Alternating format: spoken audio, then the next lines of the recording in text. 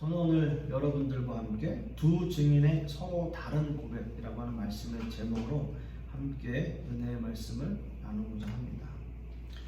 제가 오늘의 이 본문 말씀은 따로따로 여러분들에게 설교를 했던 그러한 설교 본문입니다. 38년 된 병자에 대한 이야기도 함께 나누었고요. 그리고 나면서 소경된 자의 이야기도 함께 나누었던 말씀입니다. 오늘 본문의 이 말씀은 유일하게 요한복음에만 기재가 되어 있는 말씀이에요.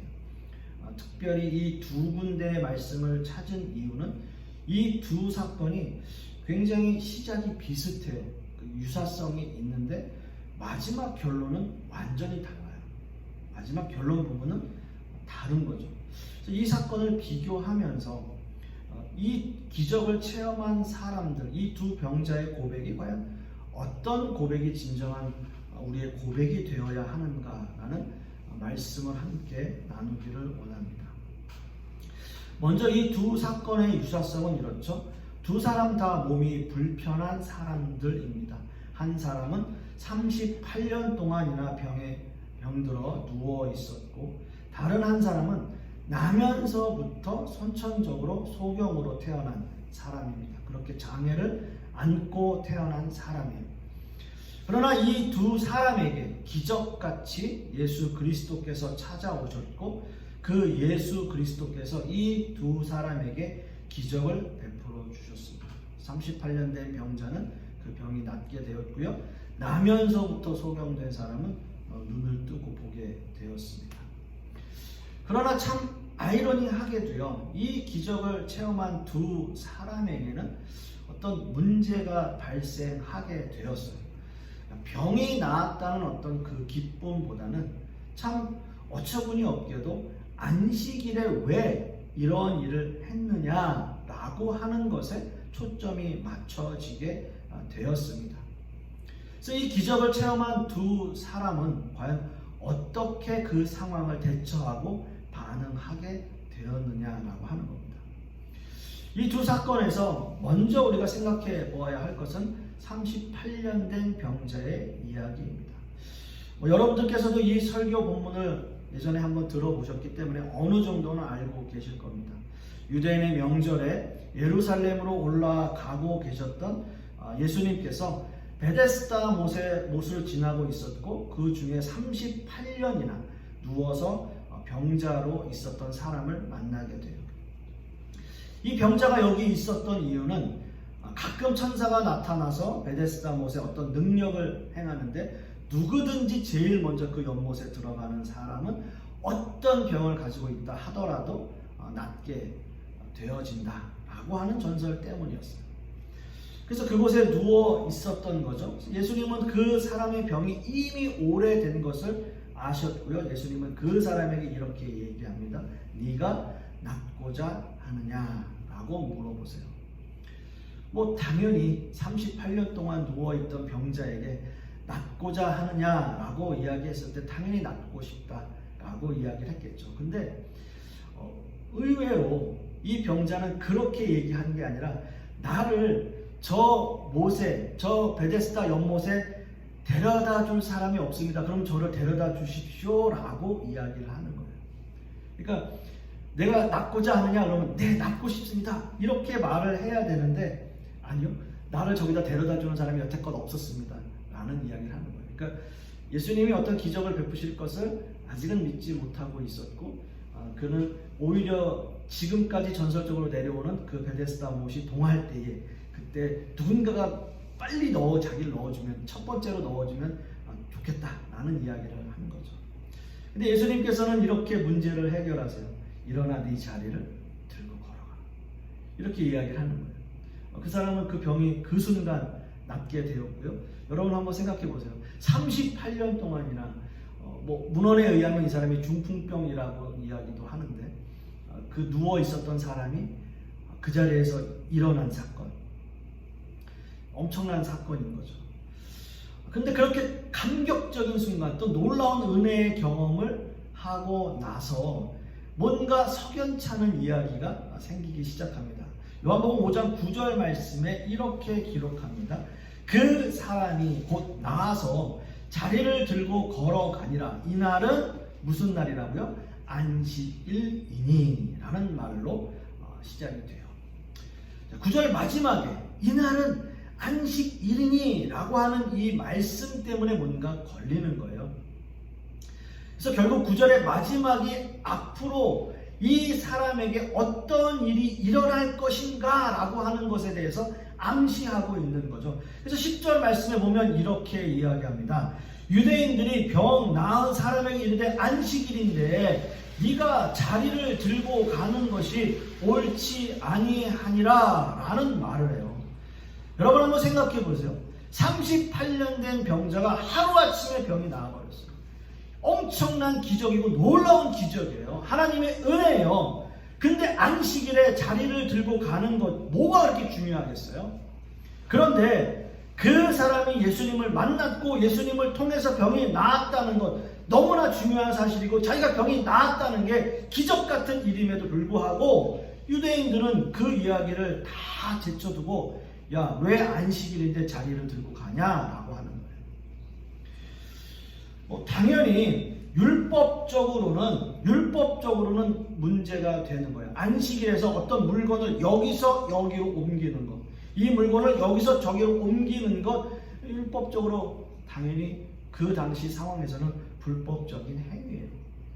율법을 어긴 거예요. 근데 여러분 한번 생각해 보세요. 38년 동안이나 병이 들어 자리에 누워 있었던 사람이 훌훌 털고 일어나는 그 은혜, 그 감격, 그거 다 제쳐두고 왜 자리 여기서 여기로 옮겨? 라는 이야기라. 정말 웃기지 않습니까? 정말 말도 안 되는 얘기 아닙니까? 물론 오늘의 말씀을 통해서 예수님께서 당시에 유대인들에게 주시고자 하는 메시지는 분명히 있는 거죠. 예수님께서 그 상황을 모르셨겠어요? 예수님께서 율법을 모르셨겠어요? 아니에요. 다 알고 계심에도 불구하고 뭔가 이 사람을 통해서 그들에게 전하고자 하는 메시지가 있었던 거예요. 율법에 대한 바른 인식과 끊임없이 우리를 위해서 일하시는 예수 그리스도를 말씀하고 계시는 겁니다. 우리를 위해서 끊임없이 일하시는 예수 그리스도. 우리가 어떤 상황 속에 처해 있다 할지라도, 우리가 어떠한 어려움 속에 있다 할지라도 늘 우리와 함께 하시는 예수 그리스도. 일하시는 하나님. 그것을 이야기하고 싶은 거예요. 근데 이 일로 인해서 예수님은 더 곤경에 처하게 되었습니다. 그리고 다른 한 가지 우리가 생각하게 되는 것은요, 좀 엉뚱한 생각일 수도 있어요. 이 병자가 유대인들이 왜 자리를 들고 가냐라고 얘기할 때 내가 하도 누워 있었더니 율법을 깜빡했다고 그냥 내려놓고 제가 갈게요 이래도 되는데 그렇지 않았어요. 그 예수님에 대해서 오히려 나를 고쳐준 사람이 들고 가라고 했다. 그리고 나중에는 예수님을 이제 고자질하는 그런 상황까지 가게 돼요. 여러분, 기적을 체험한 38년 된 병자는 결국 내가 살고자, 그러니까 내가 은혜를 받았음에도 불구하고 내가 살고자 예수님을 고자질하게 되는 상황까지 가게 됩니다. 당시의 유대인들은 예수님을 계속 주시하고 있었어요. 예수님의 일거수일투족을 계속 감시하고 있었어요. 근데 38년 된 병자가 일어나니까 그 병이 나았다는 그것은 하나님의 은혜일 수밖에 없어요. 그러니까 거기서 꼬투리를 잡아야 되잖아요. 뭔가를 잡아야 되잖아요. 거기에 딱 걸려든 거예요. 자리를 들고 가는 거예요. 그러니까 물건을 여기서 여기로 옮기는 거예요. 그 꼬투리를 잡으니까 이 병자가 병이 나은 이 38년 된 병자가 겁이 나는 거죠. 갑자기 이거 큰일 났다. 지금까지 38년 동안 누워 있었는데 이 병이 기적같이 낫자마자 자기에게 시험이 확 닥쳐요. 여러분, 무슨 생각이 드십니까? 우리도 어려운 일을 당했을 때 뭔가 하나님의 은혜로 그 문제가 탁 풀렸는데 뭔가 시험이 우리에게 또 확 다가올 때 우리 막 마음속으로 좌절하고 또 다시 좌절하고 또 막 때로는 원망하고 막 그렇게 되잖아요. 우리는 그런 시험에 빠질 때가 있어요. 그리고 난 후에 38년 된 병자를 예수님께서 다시 만나요. 5장 14절 말씀에 그 후에 예수께서 성전에서 그 사람을 만나 이르시되 보라 내가 나았으니 더 심한 것이 생기지 않게 다시는 죄를 범하지 말라 하시니 라고 이야기를 합니다. 예수님께서 이 병자에게 마지막 기회를 주시는 거예요. 마지막 기회. 죄 짓지 마. 이 은혜, 이 기적 잊지 마. 38년 동안 네가 병자로 누워 있었잖아. 근데 이거 한순간에 이 기적이 너한테 일어났고 이 은혜가 너한테 이루어졌잖아. 의심하지 말고 믿어. 다시는 죄를 짓지 마. 라고 기회를 주세요. 그런데 16절 말씀에 이렇게 이야기합니다. 그러므로 안식일에 이러한 일을 행하신다 하여 유대인들이 예수를 더 박해하게 돼요. 왜요? 15절에 그 사람이 유대인들에게 가서 자기를 고친 분이 바로 예수라라고 고자질을 하는 거예요. 이 일로 인해서 예수님이 더 박해를 받았다. 더 공경에 빠지게 되었다라고 하는 사건입니다. 방금 전 자기를 고쳐준 예수 그리스도를 만났음에도 불구하고 병이 나았음에도 불구하고 기적을 체험했음에도 불구하고 은혜를 받았음에도 불구하고 그래서 마지막으로 기회를 한 번 더 주셨음에도 불구하고 병자는 그런 신앙을 그런 믿음을 유지하지 못해요. 오히려 예수님을 더 곤경에 빠뜨리게 되는 그러한 모습을 보이게 됩니다. 사랑하는 성도 여러분, 저는 이 말씀을 준비하고 이 말씀을 다시 한번 되새겨보면서 과연 우리의 삶 속에는 이런 일들이 없었나라는 생각을 한번 해봐요. 하나님의 은혜를 경험하고요. 하나님 기적을 경험하고요. 여러 은혜를 받았음에도 불구하고 그 은혜를 잊어버리고 오히려 예수님을 더 곤경에 빠뜨리게 되는 상황을 그런 모습으로 살지는 않았는지 한번 생각해 보게 되는 거죠. 우리에게 기적 같은 삶을 주셨음에도 불구하고 주님을 나의 주님으로 나의 하나님으로 그렇게 절실하게 고백하지 못하는 내 모습 속에는 이 38년 된 병자의 모습이 없는가 한번 생각해 보게 되는 겁니다. 두 번째는요, 나면서 소경된 사람의 이야기를 한번 해보겠습니다. 오늘 이 두 번째 사건은 예수님이 제자들과 길을 가실 때 소경된 사람을 보게 돼요. 그리고 이 일이 제자들에게는 한 가지 의문점이 생기게 되는 거죠. 뭐냐면 나면서부터 소경이 되었다면 이 사람은 그 부모의 죄 때문에 이런 이런 장애가 생긴 겁니까? 아니면 이 사람, 소경된 사람의 잘못입니까? 라는 물음을 갖게 돼요. 그리고 예수님께 그것을 질문했을 때 예수님은 전혀 예상치 못한 답을 제자들에게 하십니다. 뭐라고 하시냐면요, 이 일이 누구의 죄 때문이 아니라 하나님의 하시는 일을 나타내고자 하시는 일이다 라는 말씀을 하세요. 그리고 땅에 침을 뱉고 그것으로 진흙을 이겨 그 소경의 눈에 바르고 실로와 못에 가서 씻으라 라는 말씀을 하십니다.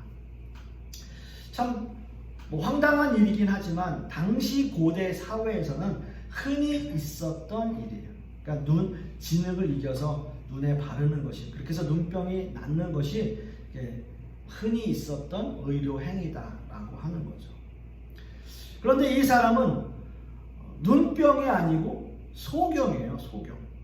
그러니까 나면서부터 소경된 사람에게 눈병이 나서 진흙을 바른 게 아니고 그리고 의료 행위를 받은 게 아니고 나면서부터 소경된 사람인데 예수님께서 그렇게 하셨다라고 하는 거죠. 눈에 진흙과 침을 바른다라고 하는 것이 그 당시에 소경된 사람에게는 좀 상식적으로 이해가 가지 않는 행동이었다라고 하는 거예요. 그리고 본문에서 가서 씻어라 라고 할 때 그 씻는다 라고 하는 의미도 목욕을 한다 라고 하는 단어의 의미가 그 안에 숨겨져 있어요. 그러니까 이 어떻게 보면은 이 소경은 그냥 눈만 씻은 것이 아니라 어떻게 보면 온몸을 막 씻은 그런 모습이다라고 할 수 있습니다. 그래서 9장 14절 말씀을 보시면 예수께서 진흙을 이겨 눈을 뜨게 하신 날이 또 뭐라고요? 안식일이라고 또 이야기하고 있어요.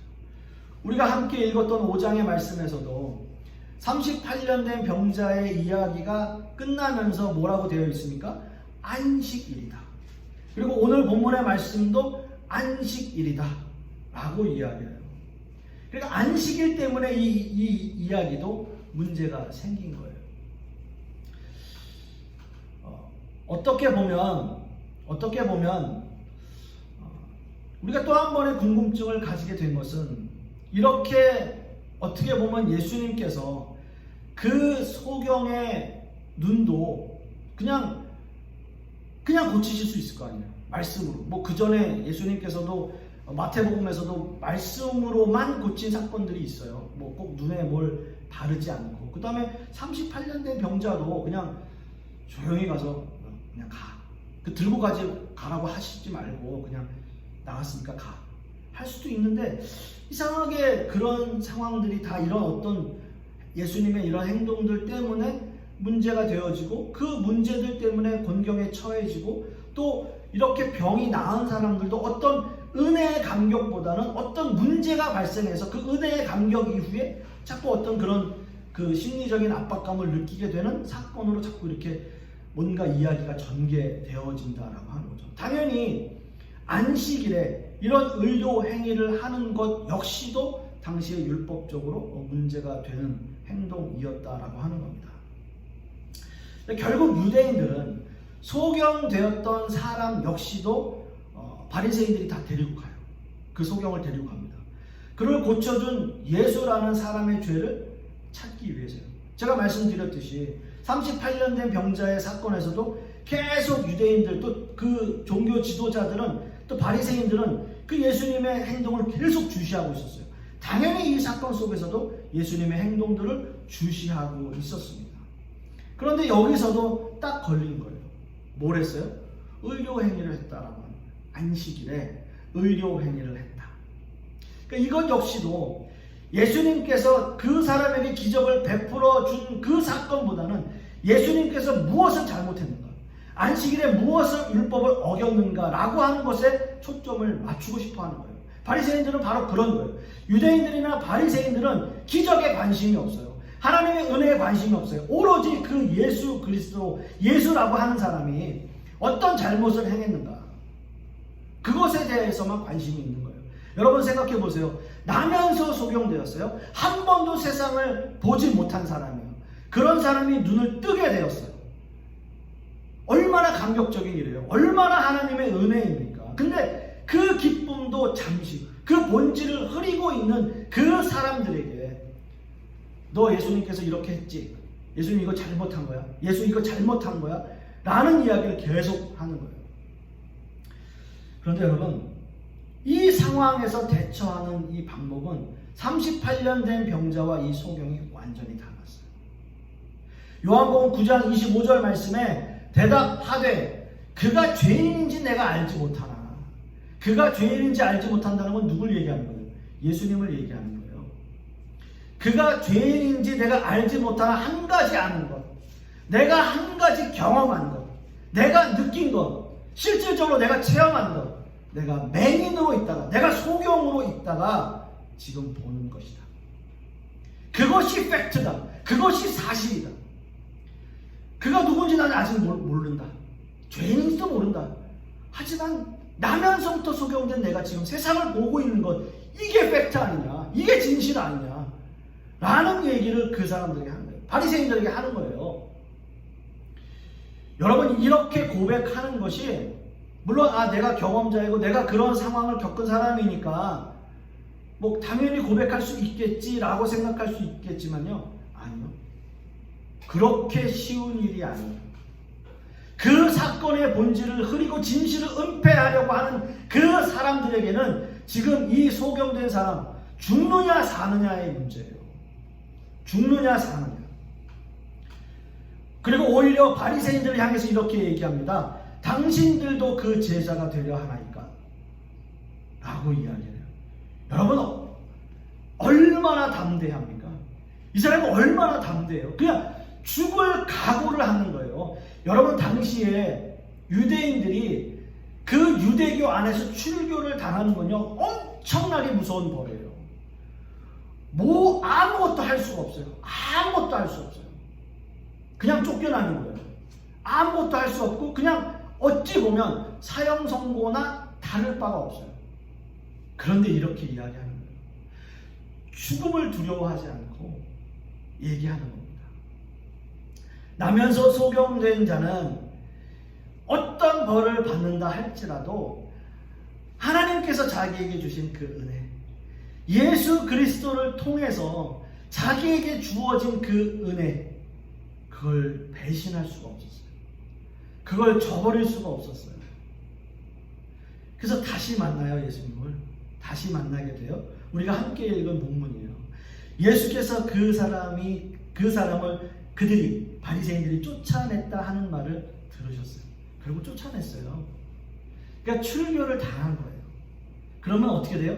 사형 선고나 다름없어요. 죽음이나 다름없어요. 그럼에도 불구하고 만나서 네가 인자를 믿느냐? 라고 대답해요.